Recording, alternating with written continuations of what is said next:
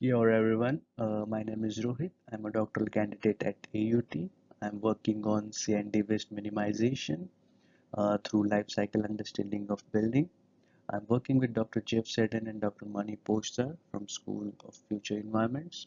Today I'm presenting the New Zealand construction industry and the sustainable construction through C&D waste minimization, review of the life cycle approach. So let's begin.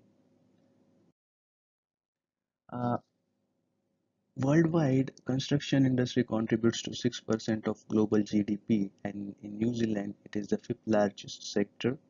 Uh, you can see from figure 1 that since 1980 to 2020, construction industry is growing exponentially, and it is predicted to grow steadily until 2023. For the year 2020, the investment in construction industry was 36 billion New Zealand dollars. Figure 2, you can see the GDP contribution and then the employment contribution of construction industry. In 1980, 7.5% was the employment contribution, which increased over the years. And in 2019, every one working people out of 10 was represented by construction industry.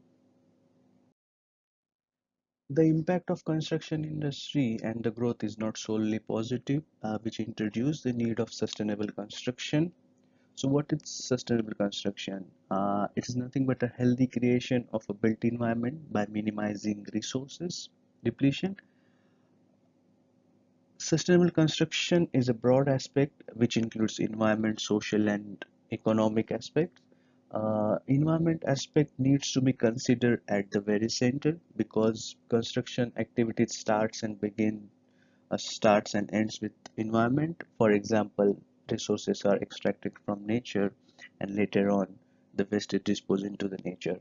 My research specifically focus on the environment aspect and then the life cycle of building construction. So what are the challenges in sustainable construction, in specific with the environment? In pre-design, we have impact of building through cradle to cradle assessment, then lack of human well-being thinking. In design, we have understanding the effect of materials on environment. Construction is lack of staff and support for achieving sustainable construction, biodiversity, C&D waste, and then in demolition, we have low profit on recycled materials and then secondary market for the recycled products. So let's see what is C&D waste, construction and demolition waste. So C&D waste is any waste generated from any building construction or demolition work is known as C&D waste. If we look for the history, we can see during 1970s and 80s, all the C&D waste was landfill, and it is still commonplace practice in many countries. In 2000, worldwide, the C&D waste contributed up to 3 billion tons of waste. In China, US, and UK were the front runners. So, if we look for the current statistics, we can see Asian region generates maximum amount of waste, 2.5 billion tons of waste, out of which China alone generates 2 billion tons of C&D waste. Then we have Europe with 900 million tons, America with 800, and then the South Pacific, including New Zealand and Australia, which is around 25 million tons of C&D waste.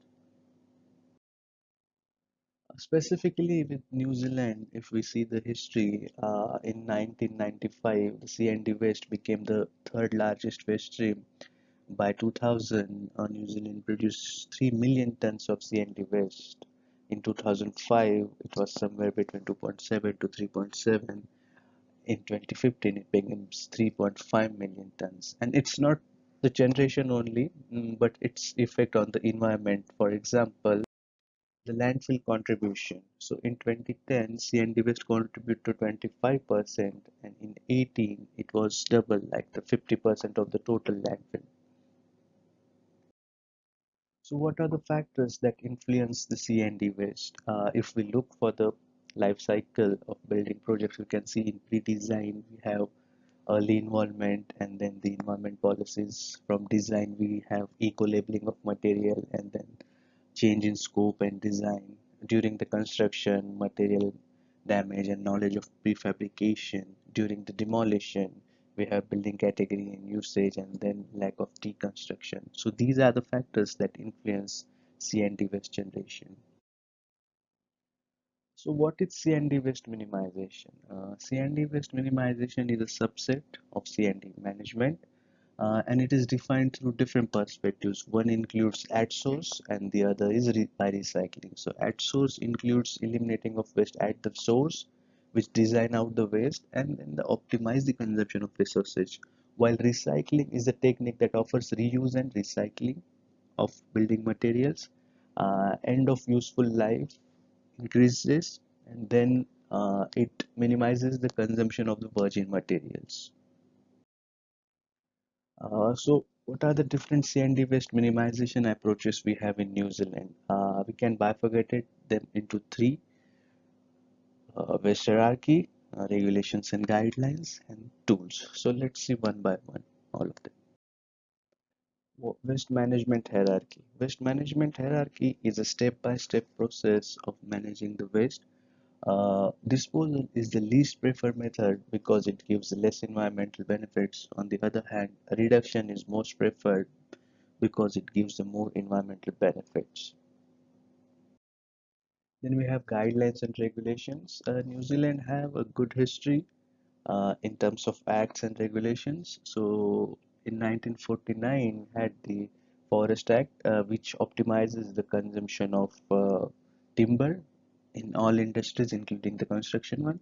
Then in 1991, Ministry of for the Environment published Resource Management Act, which increased the resource efficiency.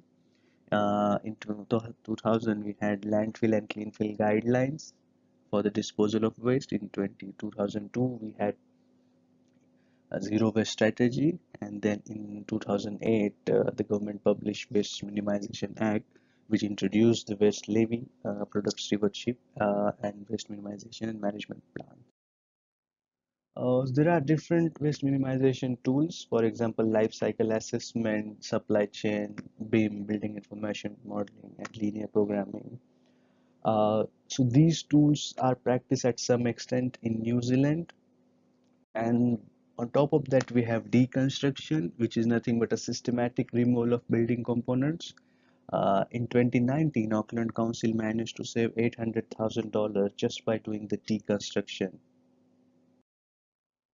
So in conclusion, what factors we need to improve from pre-design are the innovation thing, then the eco-labeling, selecting the right materials, green materials, then industrial diversity thinking. From design, we have to focus on scope and design of projects, then proper estimation and material procurement.